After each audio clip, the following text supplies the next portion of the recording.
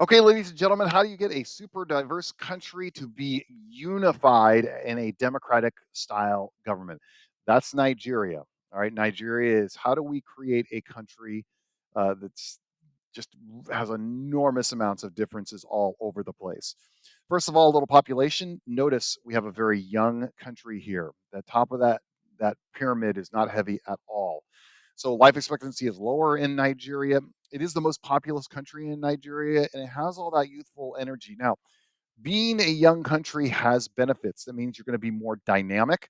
You're going to have more opportunities for economic growth and dynamism, technical innovation. All this is possible when you have a very young, bottom heavy population pyramid. Problem is, you actually also have instability. If you have a country that has a lot of young people, those young people are going to, if they don't have that opportunity for economic growth, if they're constantly in poverty, if they are uneducated, you're going to create instability. Um, Young people will start getting into groups, factions. They'll be co-opted by government officials, terror groups, that kind of thing, and you can get violence. Also, the younger countries also tend to be more violent and potentially be more repressive as a result of that. Okay. As you probably know, most of Africa was colonized by European powers. Nigeria is a former English colony from the United Kingdom. Their main language is English. They eventually, of course, got independence in 1960. Now, when you're dealing with Nigeria, it's all about cleavages. Remember, the cleavages are internal divisions that impact the political system.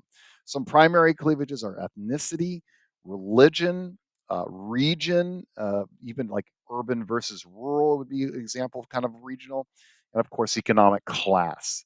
All right. And we have two different types of cleavages. Not all cleavages are bad. Sometimes when diversity comes together, you have the different ethnic groups and spread out in different regions, different locations, with different religions, with different economic classes. You have cross-cutting cleavage that actually makes countries more stable.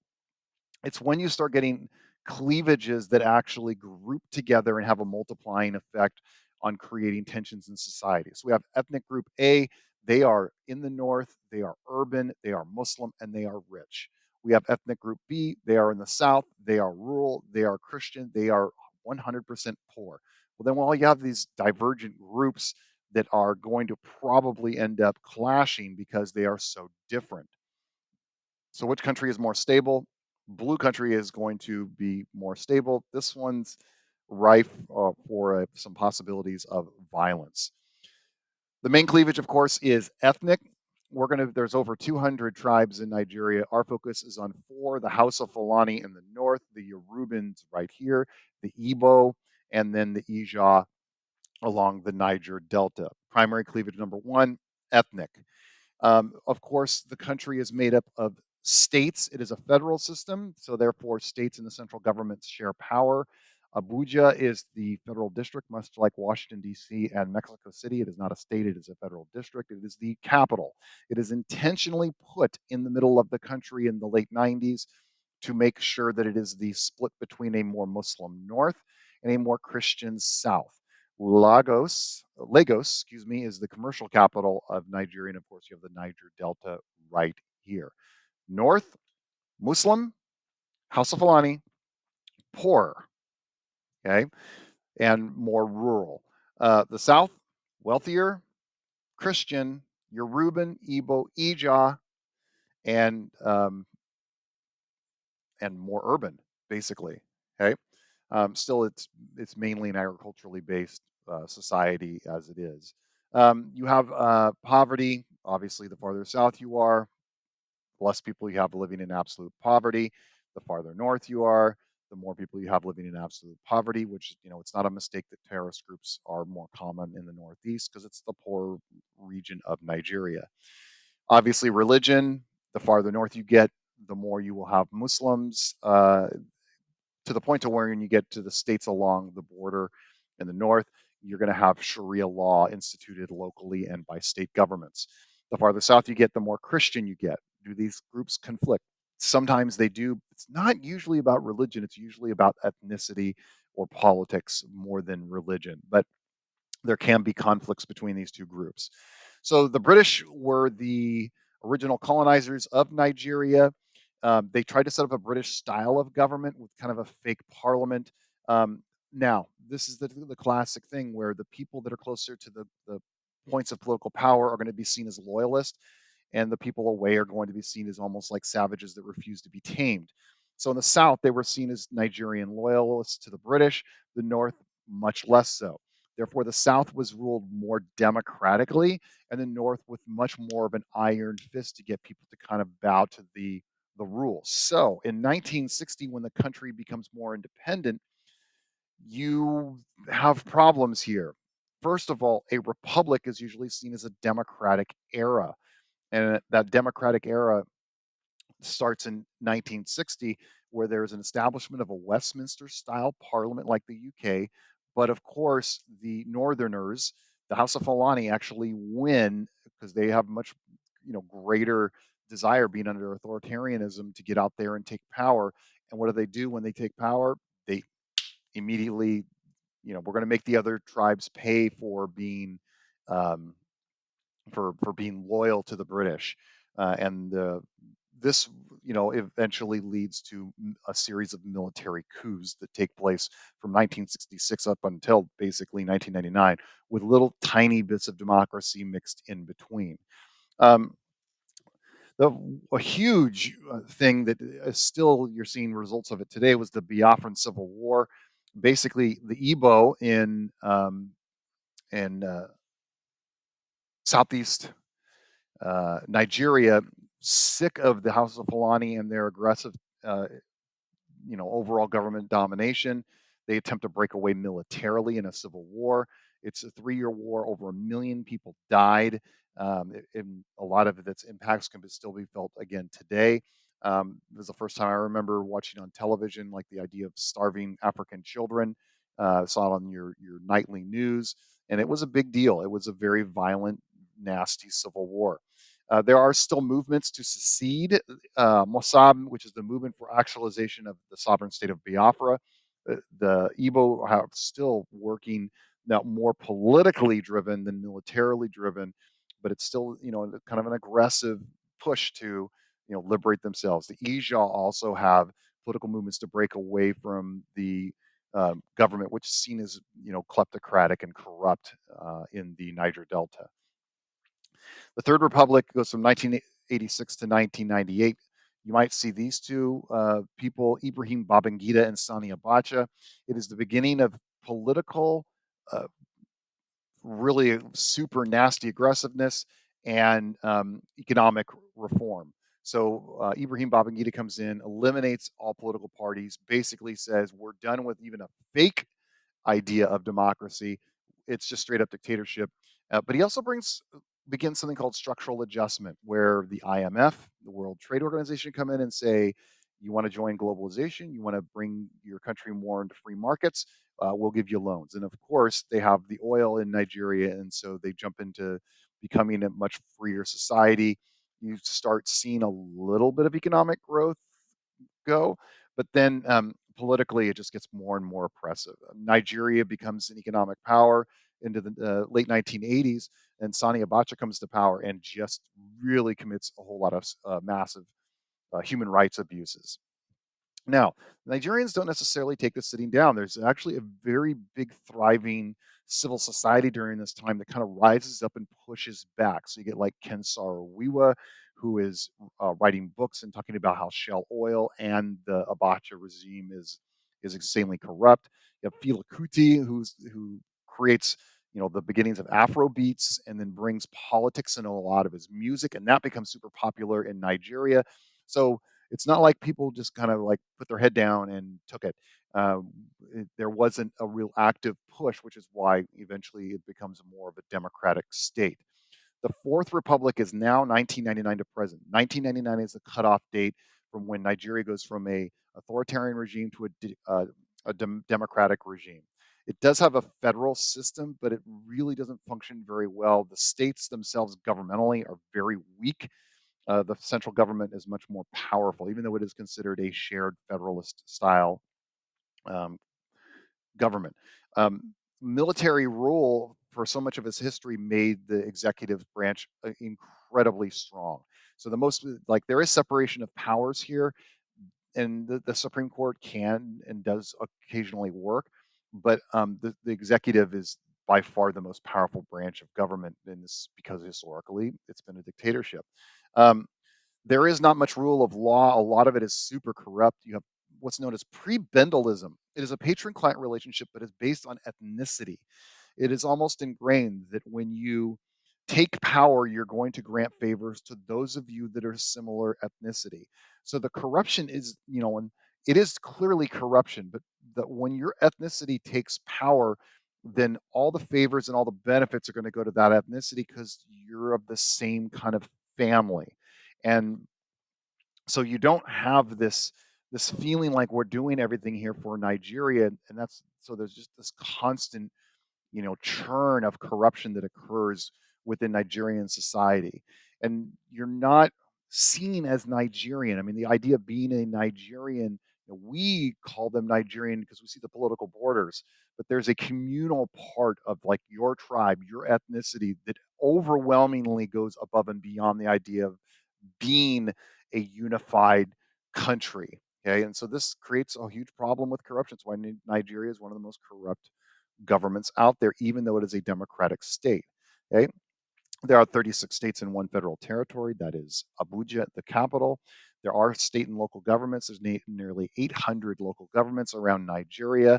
But of course, the money going to these local governments is very little because once the money is assigned from the central government, the national government, everybody has their hands in the money constantly. So by the time it gets to the local government, it's very small. And then by the time it actually gets to the people, it's tiny or non existent. The actual power in all of these locations is whoever the president or the governor or the mayor, all the executives of those local governments. Mayor, governors, and presidency is where most of the power actually resides. Now, here are the leaders of Nigeria. You're not going to have to know all of them, but there are names you will probably see. And I'll tell you, you'll definitely see some here pretty quick. Notice, by the way, their titles too. You have nothing here, and then you have general, general, general, general, nothing here. Major general, general, nothing here. Okay. So you could tell when the republics actually happen, the democratic part, but for most of this time, it is the dictatorship. We want to know this guy right here, Major General Muhammadu Buhari, and this guy here, General Olusegun Obasanjo. Those are two names we're definitely going to want to know for later. Why? Well, we'll tell you in a second. Here's General Ibrahim Babangida, brutal guy, nasty. Now, here's the cutoff right there. That's the regime being more authoritarian, dictatorship, democratic, right here. Okay. Now, there's General Sani Abacha, bad dude, seriously bad dude. But notice, Olusegun Obasanjo, remember he was a general back in the day? Oh, he is considered the very first democratic president of Nigeria. So he used to be a general. He eventually became a democratic president. And remember Muhammadu Buhari? You saw him in the last picture? Oh, by the way, there's Olusegun Obasanjo chilling with Jimmy. Yeah, Jimmy Carter, man. I mean, he was just like your grandfather, and he looks like the Mac in that picture right there. So Mr. Oops, there we go. Mr. Obasanjo, he becomes the founder of modern Nigeria in 1999. Notice he is Christian and Yoruban. Yes, that matters. So he goes into office, immediately retires all the military officers and anybody that was a part of the military that held political office. You're gone. Goodbye. So you don't have the potential from somebody on the inside gunning for you. Raises minimum wages by 10x. This makes him enormously popular. He really starts pumping that oil, going, going, going. He creates the Niger Delta Development Commission. So try to go to Biafra and the EJA and basically say, okay, how much we're going to give you money for economic development. This calms down a lot of separatist movements there. And he creates an anti-corruption commission, which basically just says, look, you're all corrupt and you're bad.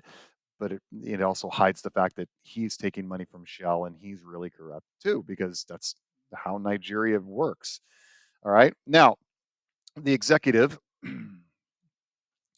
is single executive. It's a president, both head of state and head of government, is the most powerful branch, 2 4-year terms.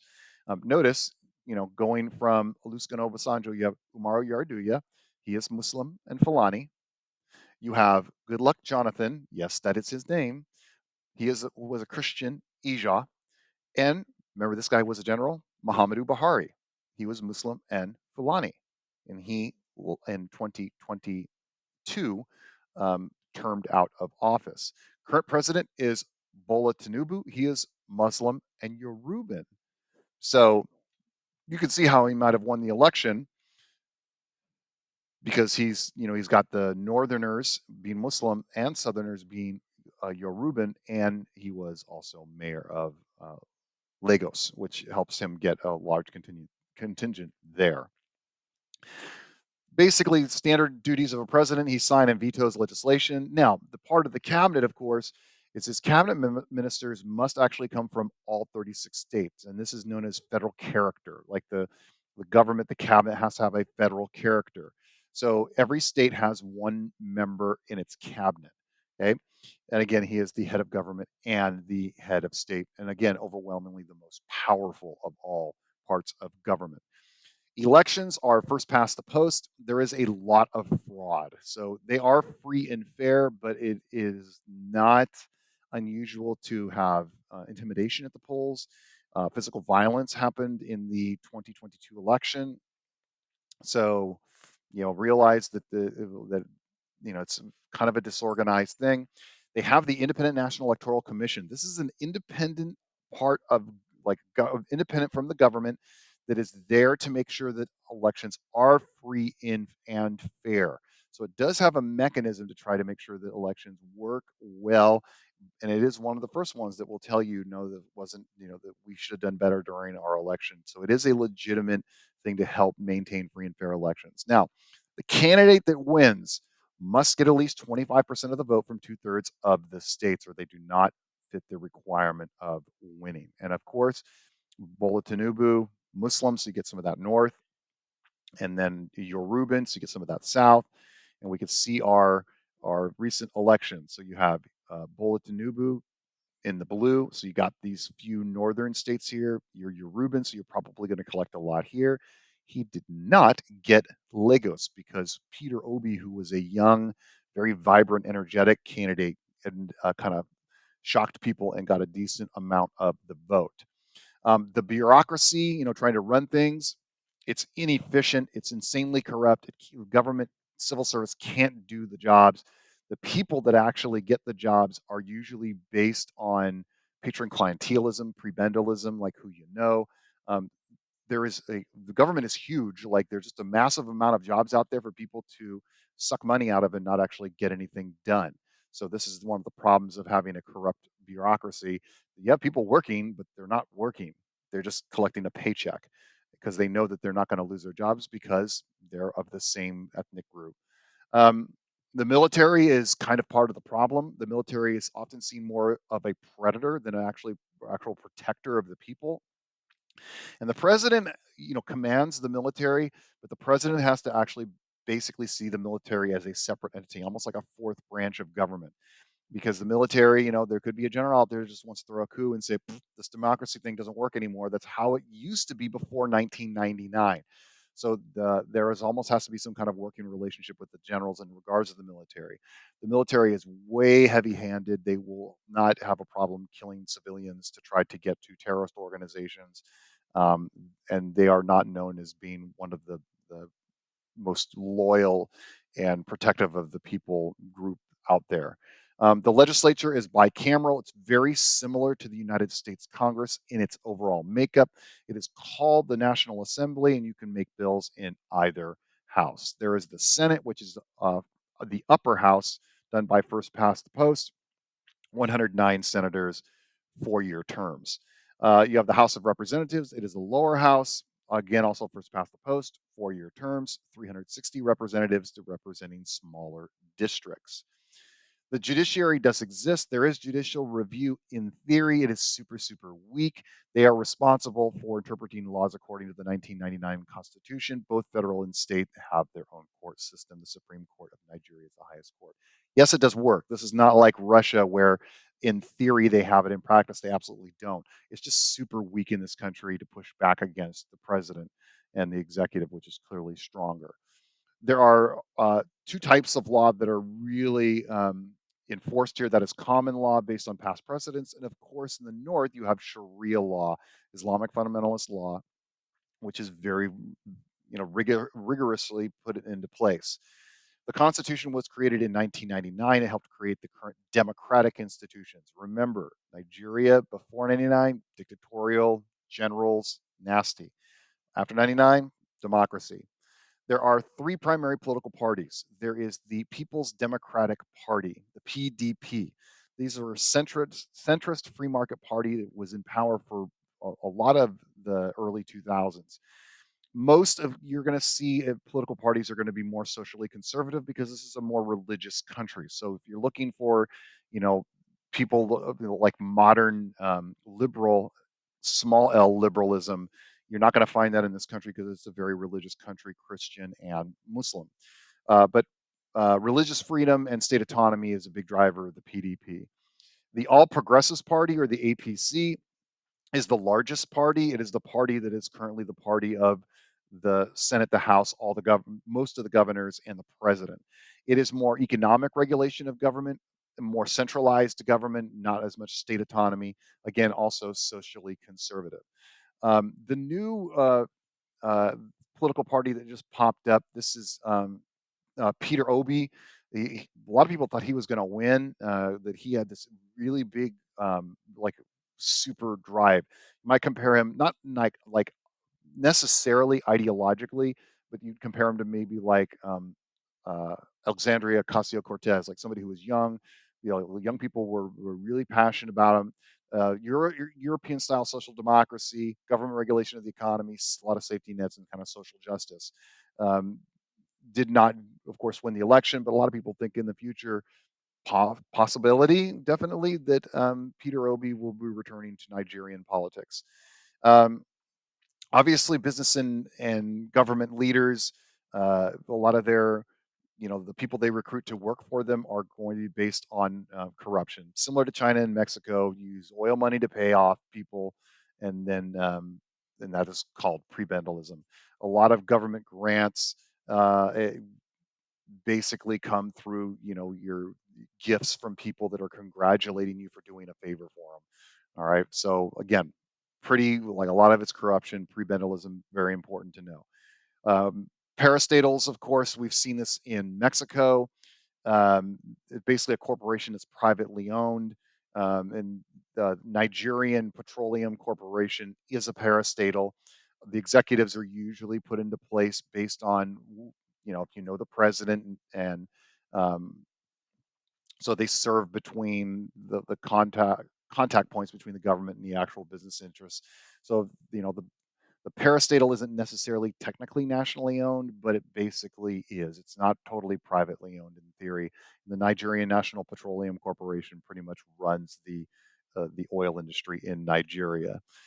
That means it's insanely corrupt, and the people that are connected to the president and that parastatal make a whole lot of money, and the local communities end up getting the short shrift. Um, as we've seen in some of the videos, the pollution and the environmental degradation is really bad. All of these towns where the oil is being pumped are very, very, very poor. Um, so corruption is pervasive. I keep on saying this, and this creates a large wealth gap. There is a significant gap between the rich, which will probably live in Lagos and live on Victoria Island more likely than not. The rest of the country is fairly poor off, and you're not seeing the development of a middle class yet. The movement over the economic development from agrarian to industrial hasn't really happened, and it's all driven by the idea of political elites keeping the oil money for themselves and not putting it towards projects, especially infrastructure. A major exporter of oil, they are having significant problems with environmental degradation. They are very influential in Africa. Remember, they're the most populous state in Africa. They are a member of the Organization of Petroleum Exporting Countries, OPEC. They're part of the African Union, so they have sent troops into countries to enforce like order. So see, the African Union is kind of like the European Union, but with an army. And then you have ECOWAS, ECOWAS, the Economic Organization of West African States. They kind of create uh, um, uh, regions of free trade, special economic zones, and engage in maybe down the road they've talked about having a common currency. This is a little under a little more threat because some of the countries have been overthrown in coups and want to back out of ECOWAS. But Nigeria is one of the big members of that, West African economic cooperation. Extremely vibrant internet culture in Nigeria. Um, a lot of music is inspired and that is starting to come to the West. Uh, um, you're starting to see it a lot more, and a lot of that is spurred by the vibrant internet culture. 40% of Nigerians live in poverty. Infectious diseases are really bad in Nigeria, especially AIDS. Um, Large segments of the population, because it is so religious, things like contraception, definitely discouraged. Literacy rates are going to be different with men and women. Even 70% is not good. 50% is really bad. And this is, of course, because women are seen in a more traditional role. Again, a hugely patriarchal society, especially when you get into the north. The infrastructure is terrible. The water and electricity is sparing. Traffic is abysmal. Trash collection is really bad. Lagos has got, you know, 10 million people in it. Just does not have the infrastructure to be able to hold that many people, and there's nothing that is being done by it. And so the big question about, how can we get Nigeria to become India? Well, it has the land, labor, and capital there to do it. It does not have the governance to be able to make that leap forward. But it has all the resources there to do it. Media, one of the liveliest and most respected media in all of Africa. It can be very ethnically and regionally driven to benefit ethnicity in regions. Um, this is not unusual. It happens all around the world, including in the United States in terms of its politics. Um, Military leaders back in the day really don't like it. They still don't like it. The police do not like the media at all because it, exposes and it has that transparency in terms of the corruption. Social media is massive and huge in Nigeria. Goodluck Jonathan became the first leader to actually use social media in 2010. It was kind of seen as a joke, but then the realization was everybody was on social media, especially Twitter.